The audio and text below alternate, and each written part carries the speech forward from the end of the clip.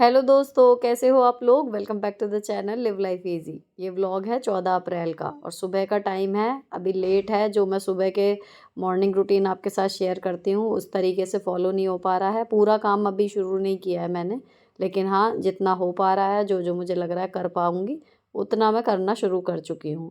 तो अभी क्या हो रहा है कि नाश्ता मेरे हस्बैंड ने बना लिया है। मैं सफाई करने में जुट गई थी, झाड़ू पोछा ही कर रही हूँ अभी। लेकिन मैं बड़ा प्राउडली कह रही हूँ कि ये झाड़ू पोछा करना, अपने घर को साफ़ करना या जो कुछ भी है मेरा डेली रूटीन, वो मुझे आज एक ब्लेसिंग की तरह नज़र आ रहा था। सच में इतना अच्छा लग रहा था कि मैं कर पा रही हूँ, इस लायक हो गई हूँ। क्योंकि आप इतने बिज़ी शेड्यूल में लगातार आप 48 घंटे सिर्फ़ खाने और दवाई के लिए उठ रहे हो, अगर सिर्फ़ सो रहे हो, है ना?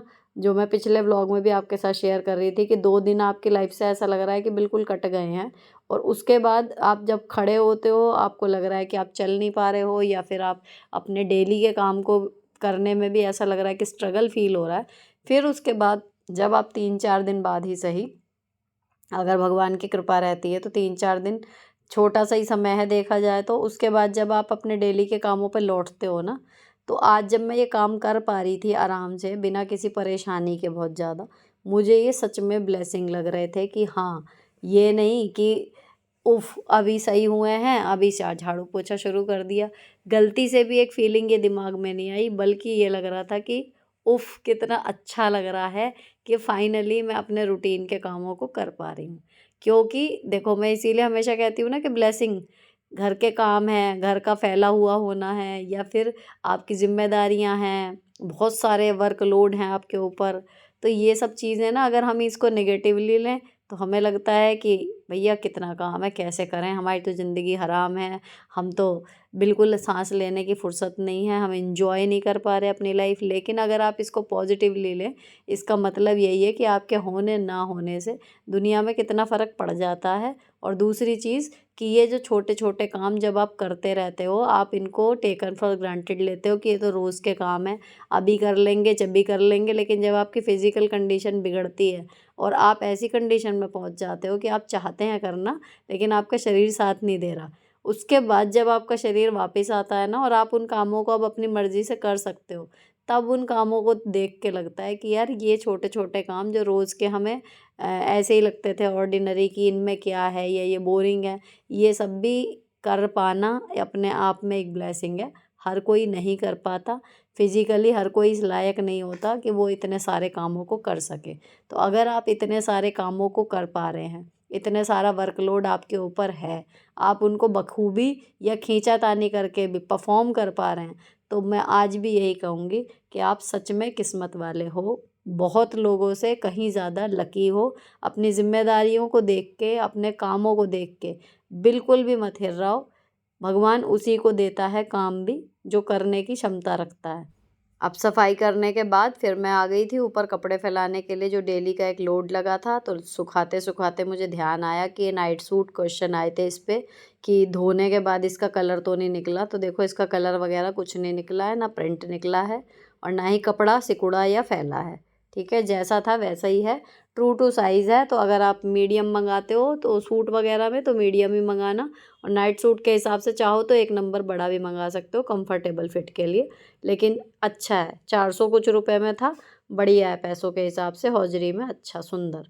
अब इसके बाद ये अनारकली भी मैंने जो मिंत्रा का सुखा रखा है, अब देखते जा रहे होंगे ये सारे वो ही हैं जो अभी-अभी रिसेंटली परचेज़ेज़ थे। तो जो भी हाथ चलता है ना, पहले जो नए कपड़े होते हैं अक्सर उन पे ही ज़्यादा चलता है। तो पिछले हफ्ते ये सारे पहने गए थे, तो अब इनको मैंने क्विक वॉश वाला एक लोड लगा दिया था, ये डेली वॉश वाला नहीं है। तो सुबह-सुबह फटाफट से हो गया है। अभी आज हमें जयंती समारोह समझिए मनाने के लिए जाना है भीमराव अंबेडकर जी का। तो बच्चों के जो रेगुलर स्कूल होता है ना, उस तरीके का नहीं है, तो थोड़ी देर से जाना है और 11 बजे का वहाँ पर समझिए प्रोग्राम है। तो उस हिसाब से मैं निकलूँगी। तो अभी लेट चल रहा है, बच्चों की पूरी छुट्टी है और हम लोगों ने एक डिसाइड किया था टाइम, उसी टाइम पे हम लोग सब पहुँचेंगे। तो इस हिसाब से ही थोड़ा-सा आज पैटर्न टाइम का जो है वो सुबह स्कूल वाला नहीं है, थोड़ा लेट चल रहा है, ठीक है? अब मैं यहाँ से कपड़े सुखा के फिर मैं नीचे आई, स्कूल में अटेंड करी जयंती। मुझे लेने के लिए मेरे हस्बैंड आ गए थे क्योंकि अभी नहीं है तबीयत सही। अगर मतलब डॉक्टर ने तो बेड रेस्ट ही लिख दिया था, लेकिन मैं अपना रिकवरी देख के मुझे लगा कि मैं ड्यूटी पे जा रही हूँ, मैं नहीं ले रही थी मेडिकल, मेरा मूड नहीं था। वैसे भी सेशन की स्टार्टिंग है, अभी थोड़ा-सा क्रूशियल टाइम रहता है नए बच्चों के हिसाब से भी, और हर बच्चे की क्लास चेंज होती है, तो इस टाइम वो थोड़ा घबरा जाते हैं नई किताबें देख के कि कैसे होएगा। तो ये टाइम थोड़ा-सा इम्पोर्टेंट होता है। इस टाइम पे मैं छुट्टी लेना अवॉइड ही कर रही थी। अब ये तबीयत की वजह से फिर भी मुझे सैटरडे की और मंडे की लेनी पड़ गई।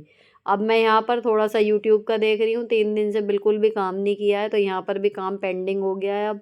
काफ़ी कुछ रहता है जो टेक्निकल मैं आपके साथ शेयर भी नहीं कर पाती हूँ, जो बहुत सारा काम रहता है, आपके साथ सिर्फ़ घर के काम ही शेयर करती हूँ। इसीलिए जब हेट कमेंट्स आते हैं ना, तो मैं वैसे तो मैं पढ़ के ख़ैर क्या ही उन पे रिएक्शन देना, जिसका जितना दिमाग है उतना ही बात करेगा, तो मैं उनको तो रिमूव ही कर देती हूँ। बट फिर भी मतलब आपको मैं बताऊँ कि एक पॉइंट ऑफ व्यू है लोगों का जो देखते हैं कि भैया ये मेड क्यों नहीं लगाती, इसको सुपर वुमन बनने की चुल है एंड ऑल दैट।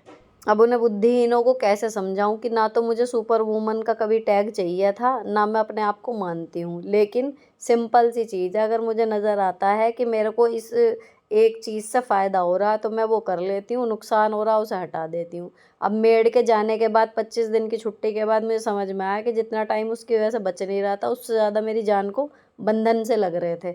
उसके जाने के बाद ज़्यादा स्मूथ काम हो रहा है। तो ठीक है, आप 3 दिन बीमार हुए, क्या ये बिगड़ गया? बच्चों ने देख लिया इस लायक हैं मेरी बेटियाँ, हस्बैंड ने सँभाल लिया, सँभल गया घर, क्या ही पहाड़ टूट गया। चलो अब इस पे और बात करना तो अपने ब्लॉग की पॉजिटिविटी ख़त्म करने जैसा ही है, तो इसको छोड़ते हैं एक तरफ। अब मैंने उसके बाद शुरू किया था आओ बहन का वीडियो, क्योंकि वहाँ पर भी लोग वेट कर रहे थे अपने जवाबों का। उसको शूट करने के बाद इतने वो एडिटिंग में चल रहा था वीडियो, फिर मैंने ये जो ऑर्डर लगाए हुए थे बीमार होने से पहले, ये सब रिसीव हो गए थे। अब मैं इनको देख नहीं पाई, तो मैंने इन सबको खोलना शुरू करा।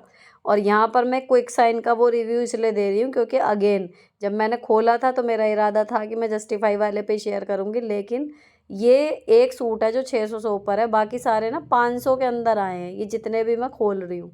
और एक जो सबसे पहला वाला ग्रीन वाला खोला आपने देखा होगा, सिल्क का सा सूट है वो, और वो इतना बढ़िया है, 400 समथिंग का है, मतलब वो 500 के अंदर है। ये वाला भी 408 का है, इसके और कलर तो और सस्ते हैं।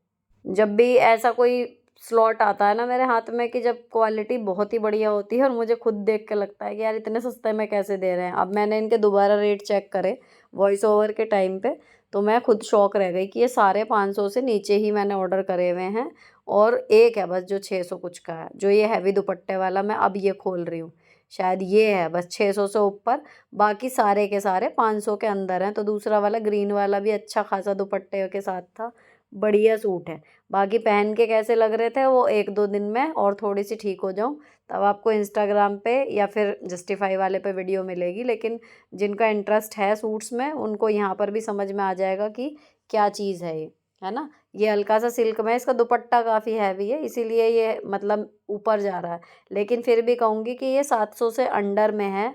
और ये सूट ना लगभग 800 साढ़े 800 का भी बिका है, और तब भी इतना ही बिकता था बढ़िया। पिंक कलर का मैंने एक बार ऑर्डर भी करा था। और जो लास्ट वाला है ये अब जो रह गया है ये उसमें है, पेजले प्रिंट में है, वाइट कलर का ट्राउज़र है इसके साथ और कमीज़ है। ये भी 400 समथिंग का ही है, मतलब कपड़ा बहुत अच्छा आया कॉटन का। तो जैसे जैसे इनको मैं पहन के फ़ोटो खींचूँगी आपके साथ शेयर करती जाऊँगी। और जो ये मैंने पहन रखा है अभी, ये मिंत्रा का है, कॉर्ड सेट ही था ये, अच्छा है ये। इन सब के लिंक मैं आपको डिस्क्रिप्शन में दूंगी, अगर स्टॉक आउट होने से पहले लेना हो ना तो चेक कर लेना, वरना वीडियो वहाँ पर तो आएगी बड़ी। और अब एक और चीज़ जो मुझे याद आई थी, जो कई बार से कमेंट आ रहे थे, आओ बहन में भी आए, यहाँ पर भी आए, तो जिनको एज अ टीचर या मदर अपने बच्चों को ये सिखाना है कि बिना डंडा खींचे हम जोड़ घटा कैसे करेंगे ना, उसका प्रोसेस मैं अब आपको बताती हूँ। देखो ये सूट तो देख दिए, अब मुझे एक चीज़ और याद आई। एक तो ये व्लॉग रूटीन वाला है ही नहीं, तो अलग सी बातें हो ही रही है।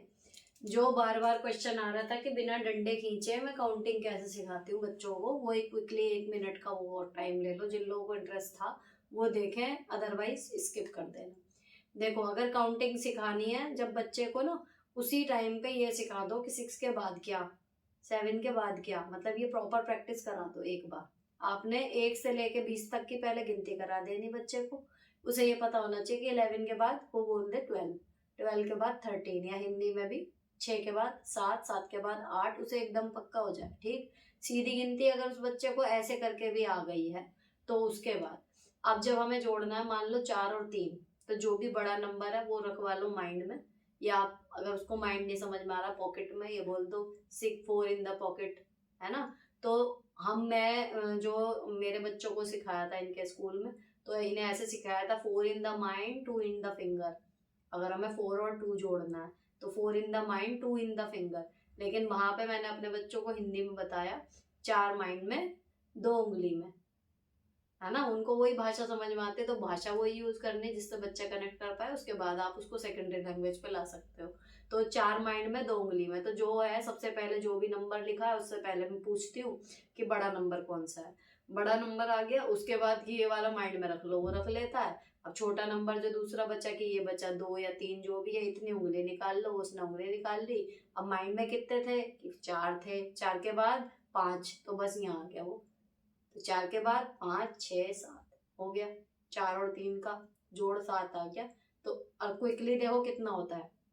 अब ये तो समझाने में इतनी देर लगी है, अगर मैं 4 डंडे खिंचवाऊं बच्चे से, फिर 3 डंडे खिंचवाऊं, फिर सारे गिनवाऊं, आप करके देख लेना। या फिर 4 माइंड में 3 उंगली में, 4 के बाद 5 6 7, वो यूं ही जोड़ देगा, हर बच्चा जोड़ देता है। बस अटकेगा कौन, जो 4 के बाद 5 उस पे नहीं पहुंच पा रहा। तो इसीलिए मैंने पहले कहा कि गिनती सीधी सीधी तो याद हो गई है, ठीक है, लेकिन इसके बाद ये, इसके बाद ये, बीच में से भी जब हम पूछ रहे हैं ना, तो अगर वो बता पा रहा है तो फिर वो सेकंड्स में करता है जोड़। और सेम चीज आ जाओ अब घटा में, तो घटा में हम क्या करते हैं कि लाइनें खींचते थे, फिर उन्हें कटवाते थे, एक लाइन फालतू कट गई, एक लाइन कम कट गई, आंसर गड़बड़। घटा में क्या करना है, सेम प्रोसीजर है माइंड वाला, लेकिन उसमें हमें उल्टी गिनती, उसमें हमें उल्टी गिनती याद करानी है 20 से लेके 1 तक। तो अब क्या करना है, बड़ा नंबर माइंड में, छोटा नंबर उंगली में अगेन, है ना। तो मान लो हमें घटाने हैं 9 में से 7, तो 9 माइंड में और 7 इन द फिंगर, ये निकाल लिए। अब 9 से हम उल्टी गिनती गिनेंगे, 9 के बाद 8 7 6 5 4 3 2, जो लास्ट फिंगर पे नंबर आया है वही हमारा आंसर है। ये थोड़ा सा बच्चे अटकेंगे अगर आपके बच्चा उल्टी गिनती में फ्लुएंट नहीं हो पाए, क्योंकि जैसे हम कहते हैं ना 9 के बाद तो हो जाता है 10 पे, है ना। तो यहाँ आपको थोड़ा सा मेहनत करनी पड़ेगी कि नहीं हम बैकवर्ड काउंटिंग कर रहे हैं, तो 9 के बाद उल्टे चलो उल्टे चलो, तो वो जाता है 8 पे। यहाँ थोड़ी सी स्ट्रगल मुझे हर बच्चे के साथ आती है कि वो 9 के बाद सीधे बोलता है 10, क्योंकि रट्टा मार चुके होते हैं जब तक जोड़ सिखा रहे हैं हम पहले। लेकिन उसके बाद जब हम बोलेंगे ना कि नहीं उल्टा चलो उल्टा चलो, तो फिर धीरे धीरे जाते हैं कि 9 के बाद 8 7 6 5 4 3 2, बस लास्ट लाइन तक लाना है, हो जाता है। और अगर नहीं कर पाए ना घटा, उल्टी गिनती नहीं भी कर पाए, मान लो बच्चे बहुत वो हैं कि बिल्कुल ही नहीं ध्यान दे रहे, या बहुत ज्यादा आपको लग रहा है कि नहीं समझ पा रहे वो कैसे भी करके, तो अगर आप जोड़ भी उन्हें बिना लाइन वाला सिंपल ये वाला करवा दे जोड़, तो मतलब मैं कहूंगी कि जो बिल्कुल स्लो से स्लो बच्चा भी है ना वो भी कर लेता है। तो घटा फिर आप ये है कि चलो इतनी उंगली है इतनी बंद कर ली, स्टार्टिंग आप वहां से कर सकते हो, नहीं भी लाइन वाले से या माइंड वाले से वो कर रहा, बट जोड़ आप इसी से करो, बड़ी संख्या माइंड में छोटी उंगली में, इसके बाद ये गिनो एंड देन हो जाए। छोड़ देंगे लाइन खींचना बच्चे। मैं कह रही हूँ ना मेरे स्कूल में पिछले 3 साल से मैं ये सिखा रही हूँ, मेरे स्कूल में कोई भी बच्चा छोटा बड़ा लाइन खींच के ना जोड़ता है ना घटाता है, सब ऐसे ही करते हैं, तो हो जाएगा। इसी के साथ ये अलग सा ब्लॉग ख़त्म कर रही हूँ। अच्छा लगा हो तो चैनल को सब्सक्राइब कर जाना। मिलती हूँ आपसे नेक्स्ट वीडियो में। Till then bye bye, stay beautiful always.